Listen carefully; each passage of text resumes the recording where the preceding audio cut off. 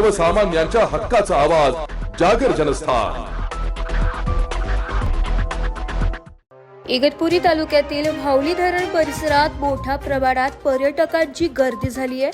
मुसळधार पावसामुळे धबधबा क्षेत्रात पाण्याचा मोठा विसर्ग सुरू असल्याने त्याचबरोबर परिसरात येणाऱ्या हुल्लडबाज पर्यटकांमुळे देखील प्रशासनाने कठोर पावले उचलण्याची वेळ आल्याचं बघायला मिळत आहे। प्रशासनाकडून पर्यटकांना धोकादायक क्षेत्रात जाण्यासाठी प्रतिबंध करण्यात आलाय, तर अति हुल्लडबाज पर्यटकांवर कार्यवाही करण्यात येत असल्याचं पाहायला मिळालंय। जागर जनस्थान करिता प्रतिनिधी सुमित बोधक, इगतपुरी।